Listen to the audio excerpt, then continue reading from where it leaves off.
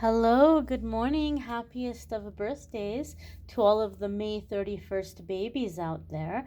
This is going to be a message for the next 24 hours from whenever you happen to see this video.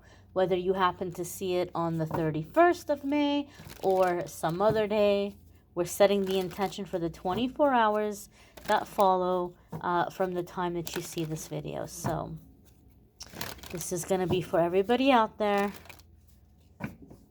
And a lot of you have had a lot of questions about my Poochie. I thank you for caring.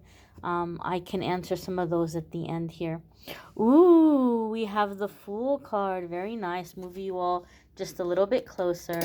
First and foremost, the Fool card is a Major Arcana card. And the Major Arcana cards are always going to come up anytime that we're entering into a new chapter. It's a significant defining moment. The things that we're experiencing and the things that we're dealing with are directly connected to what we came here to learn and master and accomplish. So even though I'm setting the intention for a 24-hour period of time, this is energy that's going to be around for a while. Keep in mind that full moon in Scorpio eclipse is going to be around for the next 6 months. We just had a new moon in Gemini, May 30th. That energy is a time that we're setting intention and we're calling new things into our life. New moons are always wonderful times for manifesting, for new beginnings. And the Fool card is right up with that. It's aligned with all of that. So this is a period of time that's going to be set in motion in the next 24 hours.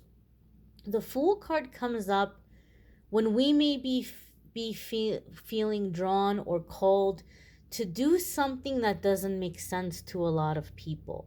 And they may just be like, have you lost your mind? What are you doing? And you can't explain why you feel very guided in this direction, or to change course in your life, or to take a leap of faith. And the Fool card comes up to give you confirmation that yes, you are being guided to make this change, to take this leap. But the Fool card also comes with the precaution of look before you leap. Prepare as well as you possibly can. He has a little satchel here of goodies and things he may need for the journey. He's got this little umbrella to hopefully soften the landing here a little bit. And he's looking before he leaps. So yes, we're taking a risk, and we have to take risks in life, but we want to calculate those risks and those gambles as best as we can. And so this is a time in which you may be making some decisions that for a lot of people in your life, they might feel like it's very sudden or it's coming out of nowhere.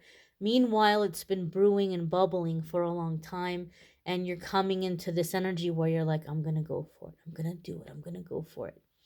And you're taking this leap. A lot of people I have seen in the comments, a lot of you are kind of aching and longing for love here, or finally healing from something and like opening up to love again. And I've noticed a lot of you have concerns about that, or you're trying to manifest love. In the area of love and romance, the Fool card often shows up in my readings when there is a significant soulmate coming in, somebody that you've had many past lives with, but there may be a lot of differences in your earthly experience in this lifetime. You may have come from very different backgrounds, very different cultures, very different upbringings, ideologies, religions. Sometimes there could be a significant age difference. Sometimes physically, you all might be exact opposites, but there might be a lot of differences. However, when these two come together, there's a sense of home. They feel very much at home with each other. They very much click because there have been so many past lives together, and the opposites are very complementary. The opposites are opposite in all of the right ways. The things that you have deficits in, this person has strengths in.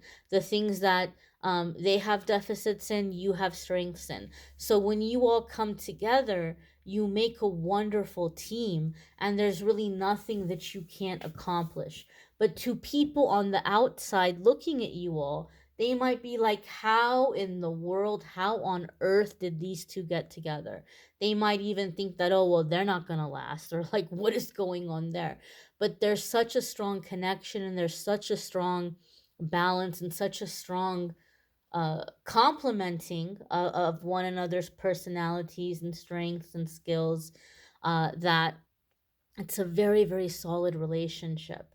So, this being said, for a lot of you, you may be manifesting a partner or a soulmate with whom you are going to be incredibly happy with. But this person might be a stark contrast to who and what you've been encouraged to go after, or who or what you've been taught you should look for, or even the relationship itself might be different than the relationship you've been told that you should have by a certain age or by a certain point in your life. And so, for some of you, in terms of love, this could be just a surprise, a very pleasant surprise. Um, a song just popped up in my head that I haven't thought about in forever. I haven't thought about the song in forever. But there's the song by Neo, You're the Best Thing I Never Knew I Needed. I think it's from the Princess and the Frog soundtrack, if I'm not mistaken. I don't know why that song just came up in my mind. You're the best thing I never knew I needed. Or is that what it's called? The Disney movie that takes place in New Orleans, and the guy gets turned into a frog, and then she gets turned into a frog. I think it's from that movie. They both get turned into frogs and they have to become human again. Um, but there's a song, You're the Best Thing I Never Knew I Needed. And so that's, I don't know, like I just kind of feel like the universe is giving you a gift here. And maybe it's not about love. For some of you, it could be something else. Like, I had no idea that this change or shift or move or career change or hobby or interest or discipline or modality or belief system could make me so very happy. But yet, here it is. So, I do feel that your life may be going in a direction different than what you had planned, and it wasn't what you were expecting, it wasn't what you were anticipating, it wasn't what you were working towards, but there's this redirection.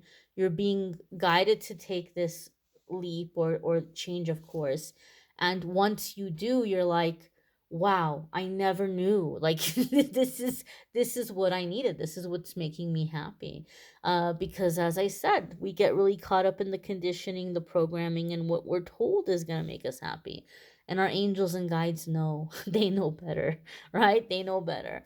And so there could be a shift here for some of you, whether it's a significant soulmate that's very different from where you were headed, or a change of career, a change of geography, a change of social organizations or religious organizations, whatever it may be. There's just this sense of like, wow, this is making me really happy. You may want to check out the weekly forecasts. Those are linked in the description of the video. Love readings for June are also linked in the description of the video. If you would like a private reading with me, there's a link in the description of the video that will take you to calendly.com/amethystangelite, and you can schedule a private reading with me there. And I promised an update, a pup date update on Max, because a few of you have mentioned it in comments, and a few of you have mentioned it when you've scheduled private readings with me, and people are wondering what's going on. Yes, thank you. Somebody recommended some like homeopathic remedies and things for anxiety, which I will be working with him and getting for him. I will give that a try. He's okay. He has these little panic attacks, and he's had them since I brought him home.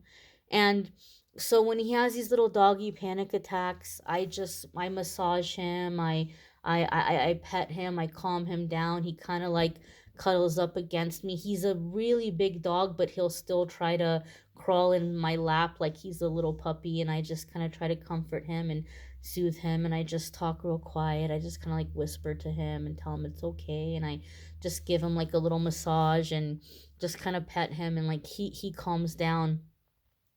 And I've been trying to find a balance because other dog owners have been telling me that I kind of also have to help him toughen up a little bit. He's not scared of people or anything like that. Like, we'll go for a walk, and if he doesn't like somebody, I have to like really hold on to him because he'll be like, "No, mom, I don't like that person," you know. But for the most part, he's okay. He's good with people, but he does have fight in him. But people have been telling me I need to like kind of like toughen him up a little bit. So I'm trying to find a good balance with that. A lot of people are concerned about what I've been feeding him. I did not want to give him kibble when I brought him home. And everything I read, I thought like raw diet would be really good. So I tried doing raw diet, and he did not take to that. He got so, so, so, so sick. And it wasn't just like I've had dogs before. It wasn't like, oh, I changed my food and I have an upset stomach. He really did not take to it. So I'm gonna be trying to cook meals, but he had gone through so many changes. And I just kind of went back to giving him dry food and dry kibble for a little bit. But I've been looking and reading up and trying to find out what the right nutritional amounts are for him, like the calorie breakdown, protein versus vegetables. I'll try to give him like meat and veggies. If I'm eating meat and veggies and he just wants the meat, he won't eat the veggies. I don't want to just give him straight meat and nothing else. So I'm gonna have to get creative and cook up a few things and start cooking food for him at home. But the raw diet thing did not go well for him at all. I also know he gets very sick when he eats chicken, so it's just kind of limited on what I can feed him. Chicken seems to not go so great for him. I think he may also have a dairy allergy. Sometimes I would give him yogurt to settle his stomach, and it would settle his stomach, but it would get like he gets like these ear infections. So my poor little dog. I'm just trial and error trying to figure out what's good for him. I appreciate your suggestions. I do think at some point I just need to do a blood test and figure out what he's allergic to. And then I will cook for him at home. Raw diet did not work for him, and veggies, it's like, oh, he does not want to eat veggies, but I want to get veggies in him, which is when I had my last dog. She loved romaine hearts, she loved apples, watermelon, carrots. Oh my god, she loved carrots. She could just munch on carrots and just be so, so happy. But he's not really into veggies. My other dog, any crunchy vegetable, broccoli, anything with a crunch, she was all about it, but he's not so much. So I'm just, trial by error. We're getting to know each other. He's a sweet dog. He just gets these little panic attacks, and he just wants to be held, and he gets really clingy. And I'm just trying to find like a balance and helping him to like feel a little bit more secure. Earlier I was working out. I have like a little workout room. I was working out. I was on the rower, and he came running and looking for me, and he was like having a little panic attack, and he was trying to crawl into my lap while I was rowing, and I had to like stop and like cuddle him and comfort him. So I just think he's still adjusting to whatever he was through with his last family. They just dropped him off at the shelter, and they said, "Oh, well, we're moving. We can't take him with us." And so he's just, I don't know. I have speculations of what I think he's been through, but I think he's just decompressing still. I think he's taking a really long time to decompress. So I thank you all for your concern about Max. He's a precious little doggy. Well, he's not so little, but he's my baby. So thank you for caring. Thank you for your recommendations. I hope you all have a fabulous, fabulous day ahead, and we'll see you all in tomorrow's message. Take care and be well, my dears.